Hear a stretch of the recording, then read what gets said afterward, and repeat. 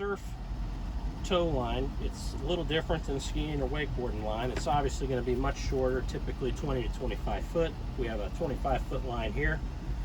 You'll notice it has multiple grab points along the way, which is useful for pulling yourself into the wave, which we'll demonstrate later, depending on how fast you're going, and a much smaller handle, which will prevent yourself from getting caught up in it, as you are much closer to the boat than you would be in skiing or wakeboarding.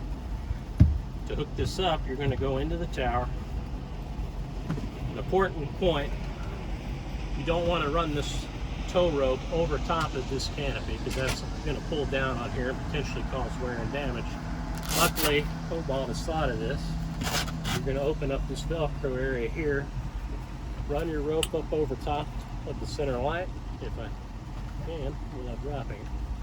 And there's a rubber piece right here at the base of that light that will move with the rope. That's where your target point for hooking that rope is.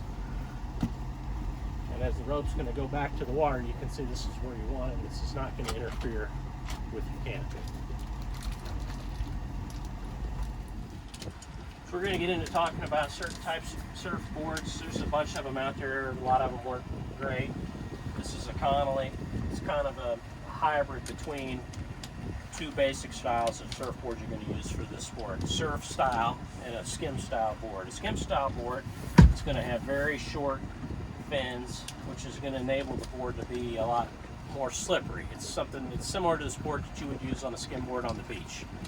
This is more of a hybrid, whereas the board more or less will track very well, and I find this to be much easier to learn on.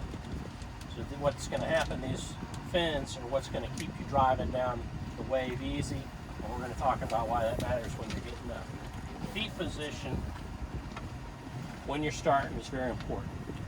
So you can see the top of the board has a almost rubber-like stand pad for you to stand on. And what you're going to look for is putting your rear foot about a quarter of the way into the board, and your front foot's going to be at about 2/3.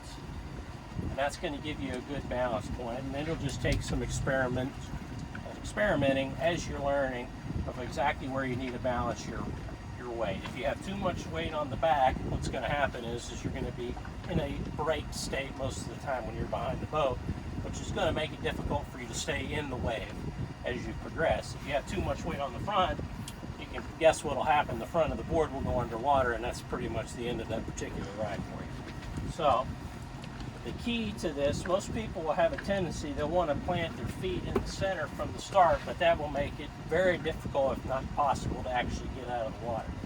So what you really want to target is putting your heels as close to the grip edge of the board as possible. So right on that edge, where if you came out anymore, you'd come right off the board, which will make the initial getting up off the board much, much easier.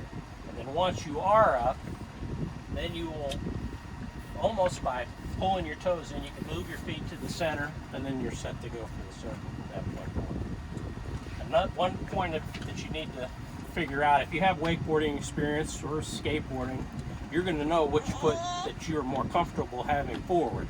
That is something you'll have to determine for this as well. For most people, it seems to be having their left foot forward. Surfing on the left side of the boat is what's most comfortable, but you'll just have to experiment both sides, and you will find most likely that one side is much easier for you than the other is.